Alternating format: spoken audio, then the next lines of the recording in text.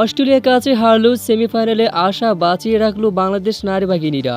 দর্শক, আইসিসি টি-20 বিশ্বকাপে অস্ট্রেলিয়ার শক্তিশালী ব্যাটিং বোলিং লাইনের সামনে জয় তো অধরায় রয়ে গেল বাংলাদেশ নারী ক্রিকেট দলের। অজিতের বিপক্ষে ম্যাচে বড় ব্যবধানে হেরে মাঠ ছাড়তে হয়েছে নিগার সুলতানা জুটি দলকে। তবে এই হারও বিশ্বকাপে সেমিফাইনালে ওঠার স্বপ্ন পুরোপুরি শেষ হয়ে যায়নি মারুফা স্বর্ণাদের। এখনও একটি সহজ সমীকরণ মিলিয়ে প্রথমবারের মতো বিশ্বকাপে সেমিফাইনালের টিকিট কেটে ইতিহাস গড়তে পারে বাংলাদেশের বাঘিনীরা। ম্যাচের শুরু থেকে অস্ট্রেলিয়া তাদের বিশ্ব চ্যাম্পিয়ন সুলভ দাপট বজায় রাখে। বাংলাদেশি ব্যাটাররা ওজি বোলারদের নিয়ন্ত্রিত বোলিংয়ের সামনে বড় কোনো পার্টনারশিপ গড়তে ব্যর্থ হন।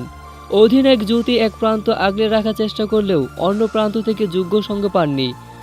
জবাবে ব্যাট করতে নেমে অস্ট্রেলিয়ার নারী দল বেশ সহজে এবং দ্রুত গতিতে লক্ষ্য পার করে ফেলে।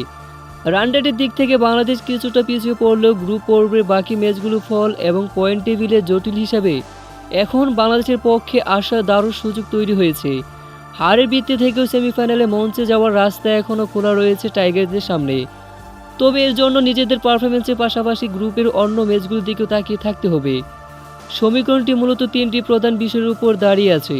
প্রথম এবং প্রধান শর্ত হলো গ্রুপ পর্বে বাংলাদেশের যে ম্যাচটি বাকি রয়েছে সেখানে প্রতিপক্ষকে বিশাল ব্যবধানে হারাতে হবে। রানরেট প্লাস করার জন্য প্রথমে ব্যাটিং করলে বড় স্কোর দাঁড় করাতে হবে এবং পরে বোলিংয়ে প্রতিপক্ষকে দ্রুত অল আউট করতে হবে। দ্বিতীয়ত, গ্রুপের অন্য শক্তিশালী প্রতিপক্ষ ভারতের পয়েন্ট এবং রানরেটের দিকে নজর তো অবশ্যই রাখতে হবে। ভারত যদি তাদের শেষ ম্যাচগুলোতে বড় ব্যবধানে হেরে যায় এবং তাদের রানরেট মাইনাসে চলে যায়, তবে বাংলাদেশ শেষ ম্যাচে জিততে রান রেটের ব্যবধানে ভারতকে টপকে টেবিলে দ্বিতীয় দল হিসাবে কোয়ালিফাই করতে সুযোগ পাবে। তৃতীয়ত, অস্ট্রেলিয়া যেহেতু অপ্রতিরোধ্য গতিতে এগিয়ে চলছে, তাই তারা গ্রুপ চ্যাম্পিয়ন হিসেবে সেমিতে যাচ্ছে। এটা এক প্রকার বলাই চলে নিশ্চিতভাবে। এখন দ্বিতীয় দল হিসেবে লড়াই মূলত বাংলাদেশ, ভারত ও নিউজিল্যান্ড। এই তিন দলের মধ্যে নিউজিল্যান্ড যদি তাদের বাকি ম্যাচগুলোতে পয়েন্ট হারায়, তবে বাংলাদেশের জন্য পথটা একদম পরিষ্কার হয়ে যাবে।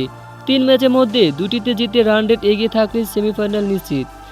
ম্যাচ শেষে দলের প্রতিনিধি ও কোচিং স্টাফরা জানান, অস্ট্রেলিয়ার বিপক্ষে হার থেকে দল অনেক কিছু শিখেছে। দলের ভেতরে পরিবেশ এখনও ইতিবাচক। অধিনায়ক নিগার সুলতানা জুটি বলেন, আমরা জানি অজিতের সাথে ম্যাচটা কঠিন ছিল, কিন্তু আমাদের সেমিফাইনালে আসা এখনও শেষ হয়নি। সমীকরণটি এখনও আমাদের মাথায় আছে। বাকি ম্যাচগুলোতে আমরা আমাদের সেরা ক্রিকেট খেলব এবং বড় ব্যবধানে জিতে দেশের মানুষকে সেমিফাইনাল উপহার দিব। ক্রিকেট বিশ্লেষকদের মতে নারী ক্রিকেটে যে কোনো দিন যে কোনো দল চমক দেখাতে পারে।